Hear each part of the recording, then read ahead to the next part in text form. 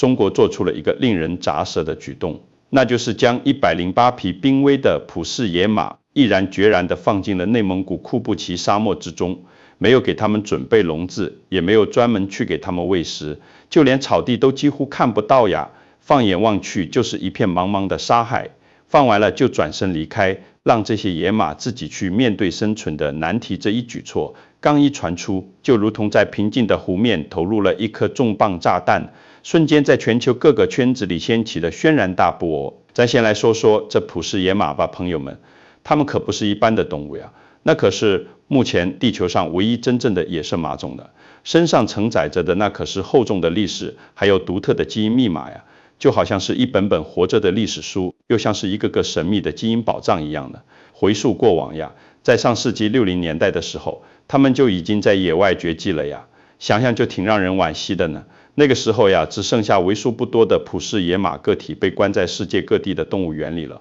全球范围内把它们的数量加起来都不到2000匹呢，这数量是真的少得上是活着的活化石呀，珍贵程度那自然是不言而喻的了，就好比是动物界里的稀世珍宝一样呢。而咱们中国为了壮大普氏野马的种群数量，那可是付出了太多的心血与努力呀，真的是特别不容易呢。早在1985年起呀，咱们国家就开始从好几个国家，像德国慕尼黑动物园、英国伦敦动物园等等，费尽周折，好不容易才引进了11匹普氏野马呢。引进之后呀，那可不是就不管咯，接下来的将近40年时间里，咱们的科研人员一直坚持不懈地进行繁育工作呀，就像照顾自己的孩子一样，用心地呵护着他们，一点点地把种群数量拉扯到了几百匹的规模呢。这次放进库布齐沙漠的这108匹野马呀，那更是经过北京延庆繁育基地精心筛选出来的呢。那筛选过程可严格啦，是经过了一轮又一轮的选择，还有代际培养以及遗传控制这些复杂的环节之后，才最终确定下来的野放核心种群呀。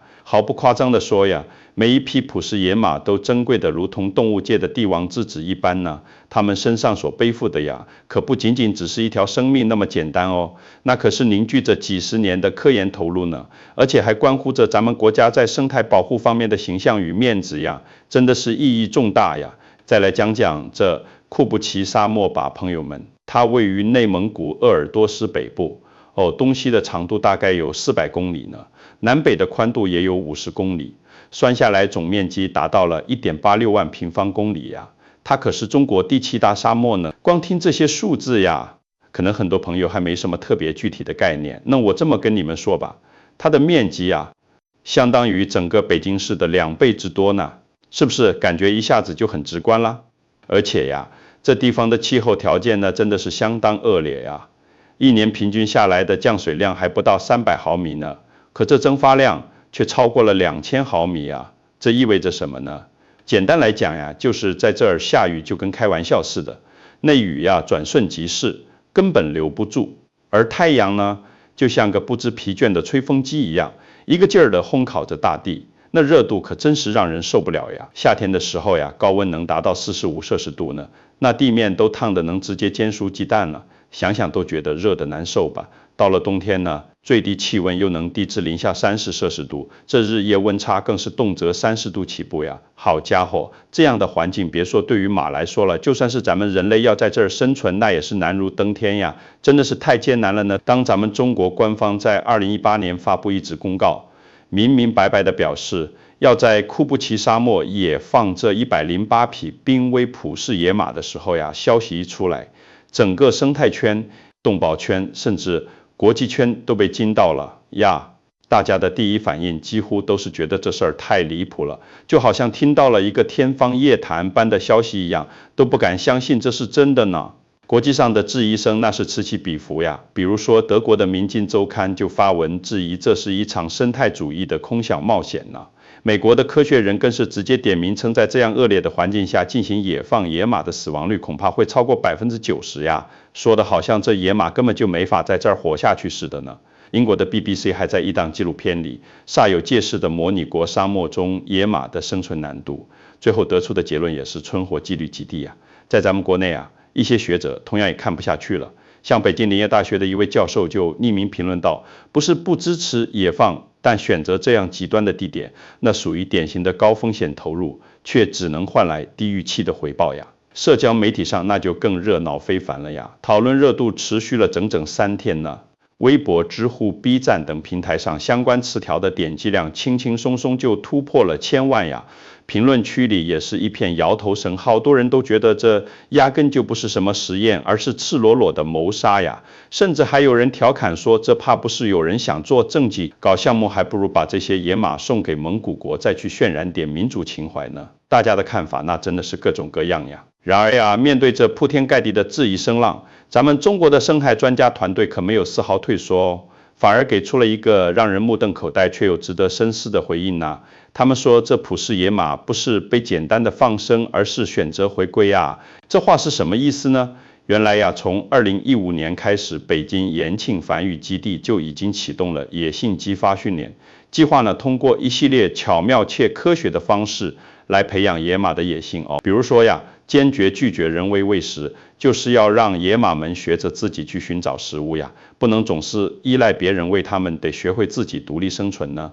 还会模拟天敌压力哦，通过播放狼嚎声、呼狼叫声，甚至安排工作人员穿着动物服装冲进马群，制造惊吓，这样就能逼迫他们学会紧急逃跑和自我保护了。毕竟在野外生存得时刻防备着天敌呀。还有放牧式放养等方式呢，让这些野马逐渐适应，完全依靠自己去寻找水源、寻找草料，以及集体迁徙、防御外敌的野外生活方式呀，真的是全方位的锻炼他们呢。而且呀，为了这场沙漠放归实验能够顺利开展，库布齐沙漠当地也是早早的就进行了沙化治理与草地修复工作呢。在放马区附近呀，精心建起了几片草本植物过渡区，种植了像沙打旺、叫柳、沙蒿、梭梭等诸多耐旱植物呢。这些植物可有着大作用呀，它们既能有效的固定流沙，防止风沙肆虐，让沙漠的环境能稍微好一点，又能作为野马们初到沙漠时的过渡口粮，解燃眉之急呢。不然野马刚到这儿没吃的可不行呀。除此之外呀，生态团队还考虑的特别周全，专门设立了7个人工饮水点，每个饮水点可供20匹野马饮用1周的时间呢，这样就能保证野马们有足够的水喝啦。而且啊，在部分区域还设置了遮阴棚、防风屏障，尽可能的降低极端气候对马群造成的冲击，让野马们能在相对舒适一点的环境里生活呀。不仅如此哦，为了全方位的掌握野马的情况，每一匹野马都配备了卫星项圈呢。这个卫星项圈可厉害了呀，能够24小时不间断地监控它们的活动路线以及生命体征哦。一旦出现集体异常停留或者移动异常等情况呀，后方指挥中心就会立刻启动应急干预措施呢。从2018年7月第一批放养开始前的2年内啊，就累计共发出紧急调度命令17次呢，成功挽救了9匹脱水的野马，以及12匹感冒发热的个体啊。这场野放行动呀，从远处看确实就像是一场在豪赌命运的冒险呢。可要是仔细去探究，就会发现这背后其实是精密的部署以及长期的投入呀，真的是没那么简单哦。到了2019年底第一轮放养结束的时候呀，令人惊喜的是，马群的生存率竟然超过了91%呢。这个数据一出来呀，原本那些唱衰的声音一下子就安静了不少呢。毕竟事实胜于雄辩嘛。看到野马们能在这么恶劣的环境里生存下来，大家也开始慢慢改变看法了呀。不过呀，更具挑战性的还在后头呢。从2020年开始呀，咱们中国又开始逐步撤除那些过度的设施，将放养区进一步扩大到2万亩呢，让野马们完完全全依靠自己去寻找水源、觅食繁殖以及迁徙呀。这时候呀，外界又再次紧紧盯着这群野马，都想看看他们在真正无人看守、零干预的沙漠条件下，到底能不能生存下来，能不能成为真正意义上的自由军团呢？大家都对他们充满了期待呀。要知道呀，库布齐沙漠的环境对野马来说，那是处处充满了危险呢。先说这风吧，朋友们，这里每年刮风的天数都在50天以上呢，其中超过8级的大风日那也是不在少数呀。风一吹起来呀，沙子就漫天飞舞，石头都跟着乱跑，就算是开车走高速，都得时刻担心风沙会把车窗给刮花了呢。那风沙的威力可真是不小呀。对于野马而言呀，大风就意味着沙粒会毫无顾忌地打进他们的眼睛、耳朵、鼻孔里，导致它们呼吸困难，视线也受到阻碍，甚至还很有可能迷失方向呢。这得多难受呀！再说说水的问题吧。普氏野马一天需要饮水15件20升呢，在炎热的夏季，饮水量甚至可能要达到25升之多呀。可整个库布齐地区的地表水那是极其稀少的呀。虽说黄河离得不算远，但是黄河的水可不是野马想喝就能喝到的呀。水面域流速快，含沙量还高，并且周边还存在着野生动物天敌活动的风险呢。想喝口水可太不容易了呀。为了解决这个难题啊，前期在野放区域专门设置了7个饮水点，通过太阳能抽水机从地下水层抽取水源，然后储存在遮蔽水槽中供马群使用呢。不然野马们可能就会面临缺水的困境了。除了喝水吃草也是个大问题呀。库布齐沙漠的原生植被少得可怜呀，大多都是一些适应性极强的沙生植物，像酵柳、沙蒿、沙打旺、梭梭等。这些植物的根扎得很深，叶子却很小，纤维还粗硬，不仅口感特别差，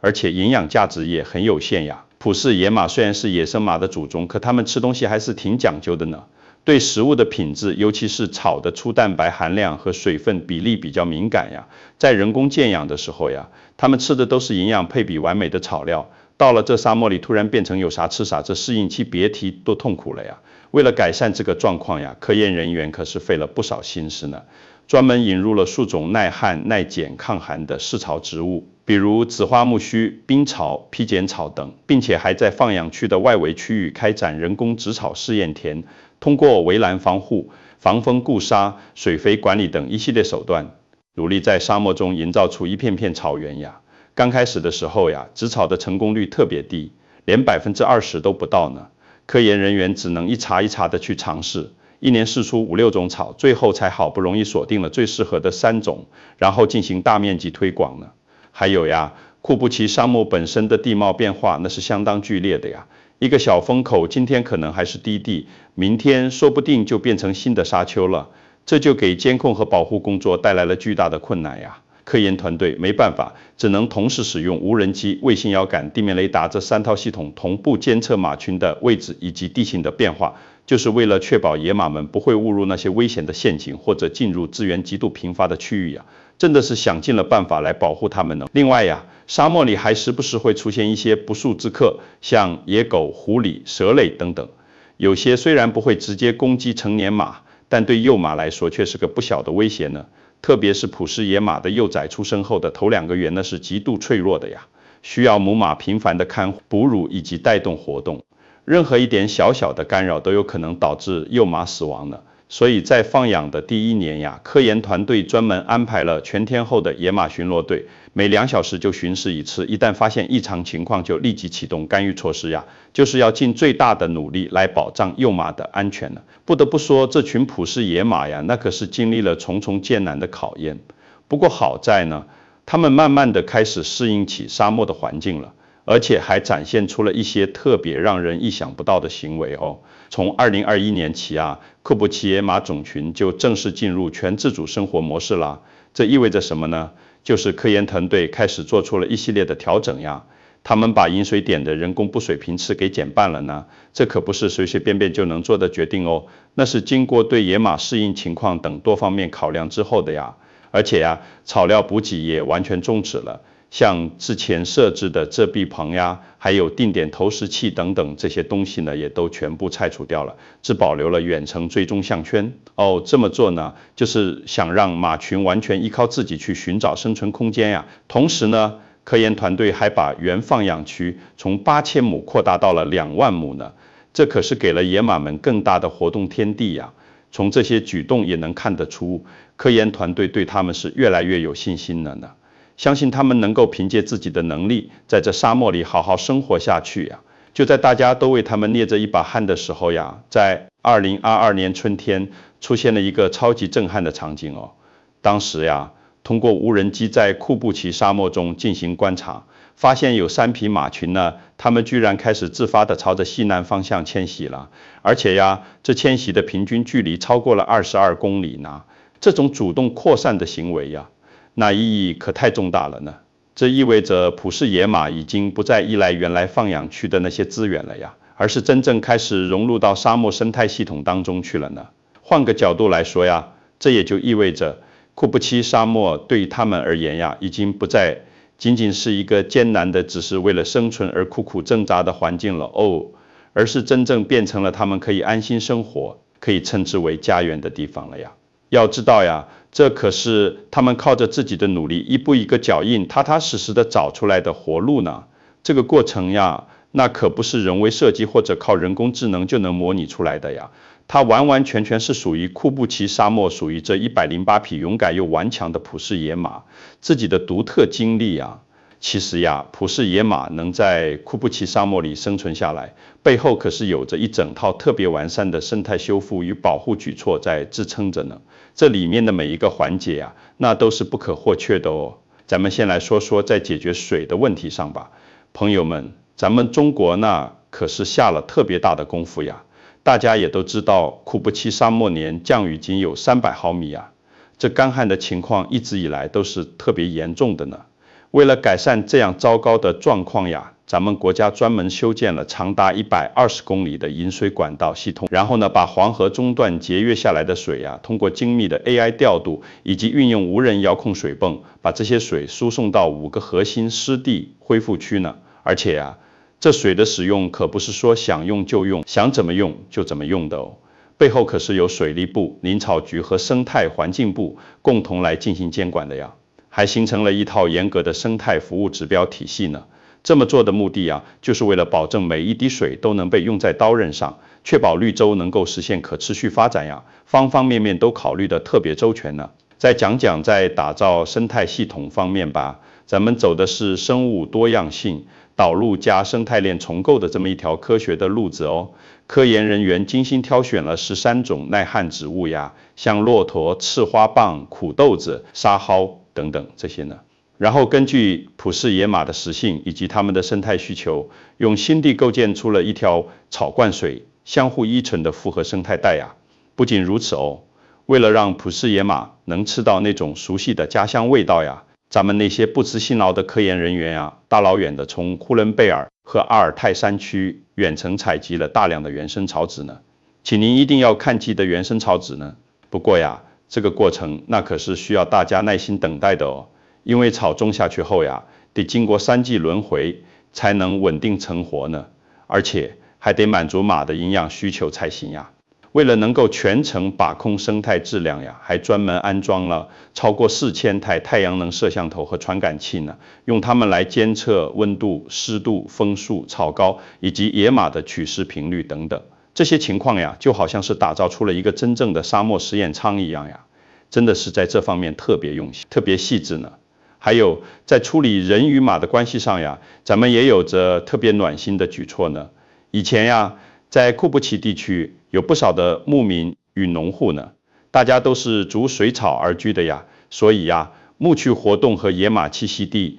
就频繁的重叠在一起了。这样一来呀，常常就会发生抢水抢草的冲突呢，甚至有是什么好现象呀。为了解决这个问题呢，咱们政府启动了生态迁徙计划呀，给142户牧民提供了相应的补偿，并且对他们进行了妥善的安置呢，让他们转型成为生态巡护员、野保员以及旅游导游呀。通过这样的方式呢，就实现了人马的和谐共处呀。这可是整个项目能够成功的重要基石呢。毕竟呀，哪怕有再多的绿地，如果人和野马不能和谐相处的话，那想要留住野马的未来，那可就太难了呀。所以说这个举措真的是特别人性化呢。接下来再说说在野马的保护与繁殖方面呀，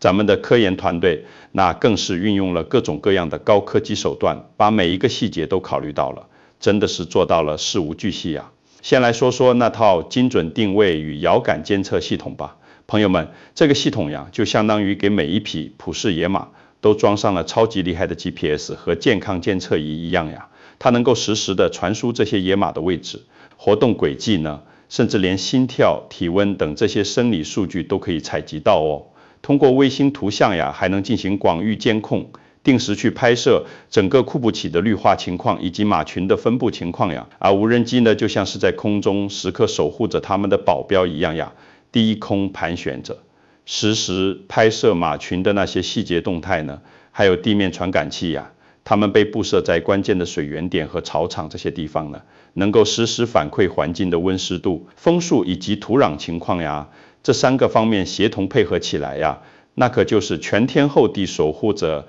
这群在沙漠中奔跑的活化石呢，就像给他们筑起了一道特别坚固的保护屏障一样呀。这里呀，我给大家讲一个例子吧。有一次呀，数据中心突然收到了警报，显示有一匹年轻的雄马在24小时内几乎都没有移动呢。大家都知道呀，这可不符合野马那种活泼好动的习性呀。所以呀，科学家们赶紧调取了无人机和远程视频画面去查看情况呢。这一查呀，吃木瓜或者爱吃的掺呐。这时候呀，那可真是时间就是生命呀！科研人员立刻就召集了救援队，带上了绳索、挖掘工具以及急需的水源，顶着那炎炎烈日还有呼啸的风沙，就急忙往现场赶去了呀。这救援过程那叫一个艰难呀，流沙不断的下陷，那匹马儿又因为被困住了，惊慌失措的，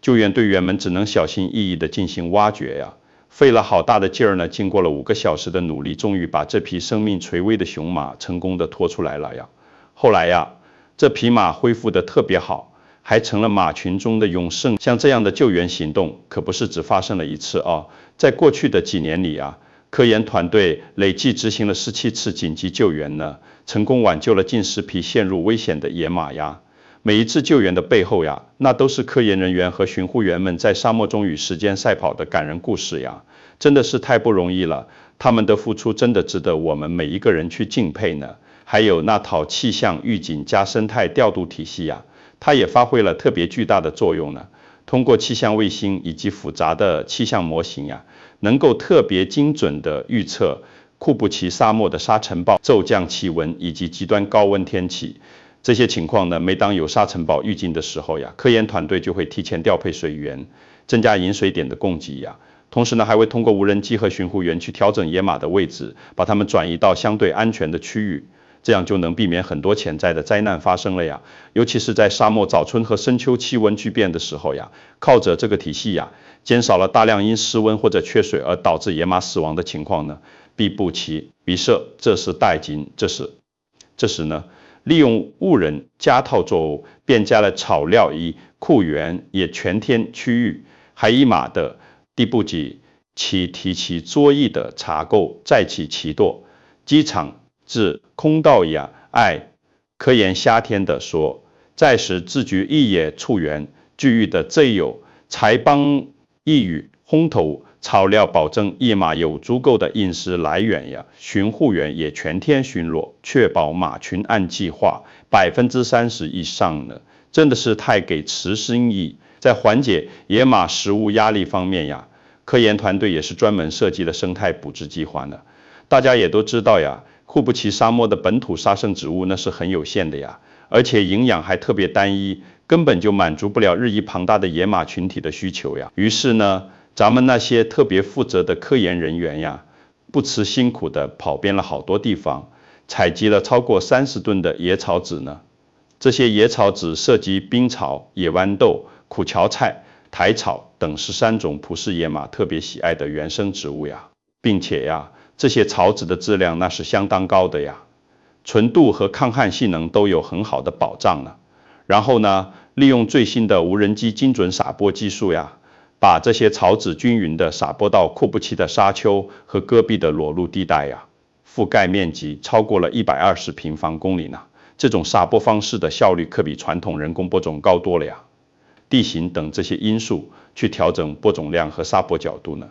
最大限度的避免草籽被风吹散或者堆积在一起呀。无人机搭载的高清摄像头还能实时监测播种效果呀，然后把相关信息反馈给后台控制系统，这样就能做到精准管理了呀。不仅如此哦，为了提高草籽的成活率呀，还创新性的采用了纳米喷雾技术呢，就是在种子表面喷涂一层特殊的纳米材料呀。这层材料有着特别神奇的功效哦，它能够显著提高种子的吸水率，帮助种子在沙漠干旱环境中更迅速的吸收那有限的水分呀。经过实验验证呀，经过这种纳米喷雾处理后的草籽呀，发芽率提升了20%以上，成活率也从原来的不到40%提高到了近60%呢，成效那是十分显著呀。真的是为解决野马的食物问题想了好多特别有效的办法呢。然而呀，植物种植面临的挑战可不止于此呢。库布齐的土壤状况那是相当糟糕的呀，极其贫瘠，缺乏必要的有机质和微生物群落呀，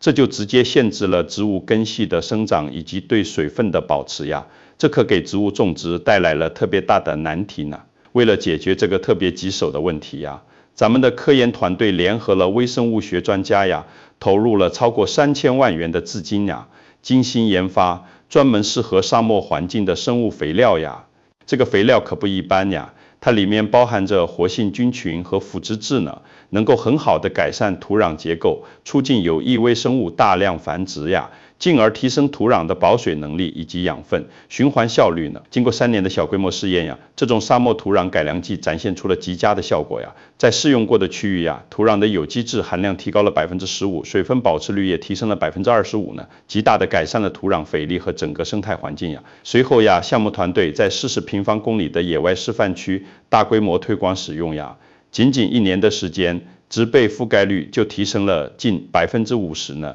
顺利达到了生态恢复的关键指标呀，而且呀，科研人员还特别用心针对不同植被和土壤类型定制了多种不同配方的生物肥料，并且通过无人机和自动喷洒设备进行精准投放呀。这样做呀，既避免了资源浪费，又减轻了生态负担呀，为库布齐普氏野马的生存筑牢了绿色的根基呀，真的是考虑的特别细致周到呢。在普氏野马的繁殖保护方面呀，科研团队的工作那真的是细致入微。就如同妈妈照顾孩子一般贴心周到呢。普氏野马的繁殖季节是比较集中的呀，通常每年春末夏初这段时间呀，是大多数雌马怀孕的黄金时期呢，而且呀，它们的妊娠期长达将近11个月之久呢。对于生活在库布齐这样严酷环境中的野马来说呀，这11个月那可太考验身体素质了呀。在这漫长的怀孕期里呀，咱们的科研人员和后马员们那可是一刻都不敢松懈呀。会密切监测每一匹怀孕雌马的健康状况呀，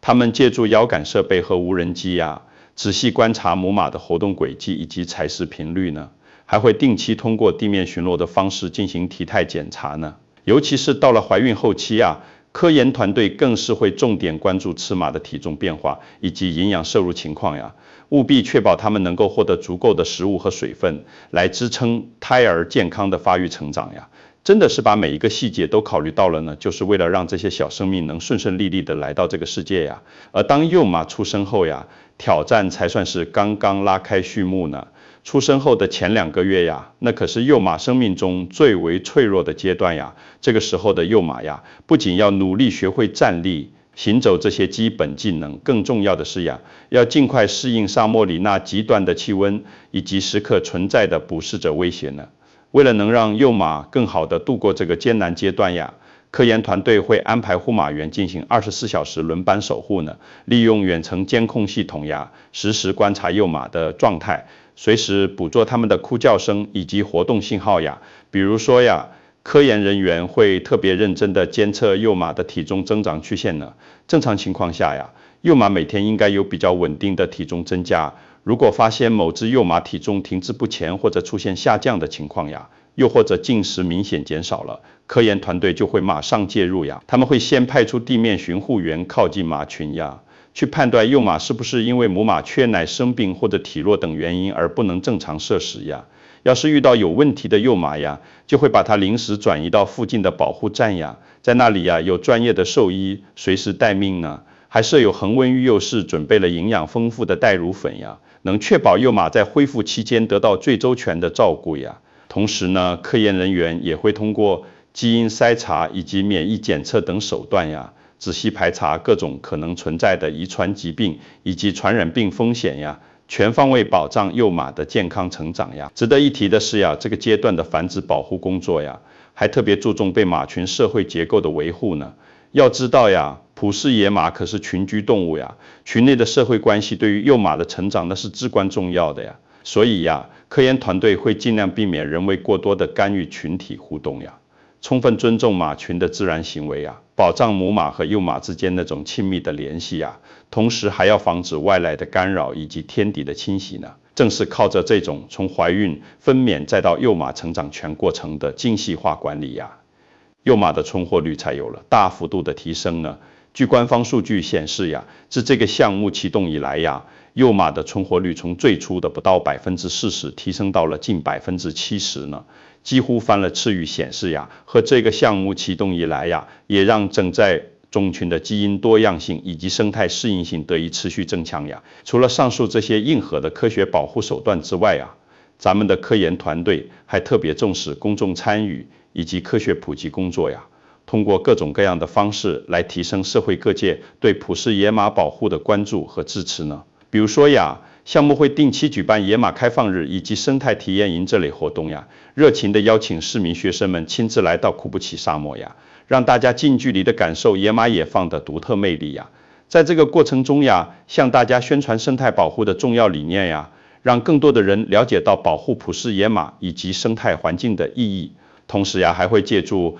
线上直播、科普短片等特别丰富多样的形式呀，向广大民众普及相关的保护知识呀，在全社会营造出一种人人参与、共同保护的良好氛围呀，让生态保护的理念深入人心呀，也让更多的人愿意为保护普氏野马贡献自己的一份力量呢。最后，关于这场库布齐普氏野马的保种行动呀，那真的是一场生态修复的伟大壮举，更是科技与人文深度融合的精彩之作呢。要是没有这些科研人员日复一日、年复一年的付出艰辛努力，没有他们对每一个细节的极致追求，以及对每一个生命的无限尊重呀，普氏野马怎么可能在这片看似毫无生机、条件恶劣的库布齐沙海中迎来他们真正的第二春呢？如今呀，库布齐沙漠里的普氏野马已然成为了一道别具一格、让人眼前一亮的独特风景线呀。他们在那广袤无垠的沙漠中自由奔跑的画面被无人机拍摄记录下来后呀，更是成为了联合国生态复原教材里的经典案例呢。这影响力可真是大的超乎想象呀，一下子就震惊了全世界呢。大家可以想象一下那段视频里呈现出的美好景象呀。温暖的阳光就像轻柔的薄纱一样温柔地洒在那连绵起伏的沙丘上。108匹普氏野马呀，身姿矫健又充满活力，它们在那绿草如茵的草滩上欢快地奔跑着，马蹄扬起的沙尘仿佛都带着欢快的气息呢。而在一旁呀，那高大的风力发电机就像一个个安静的守护者，缓缓地旋转着，与这奔跑的野马、翠绿的草地相互映衬，共同构成了一幅无比美妙的画面，一幅科技与自然完美交织、充满生机与希望的生命奇迹图卷呀。谁能想到呢？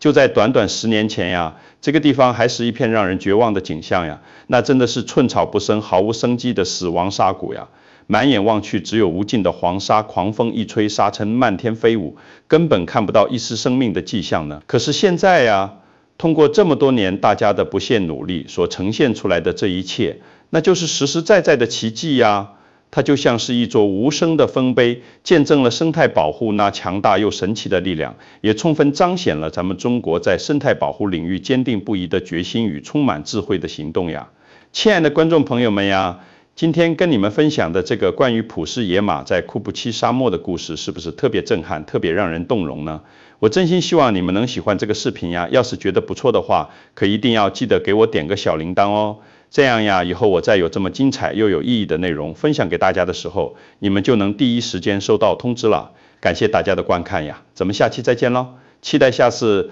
再和大家一起分享更多有趣又有价值的事儿哦。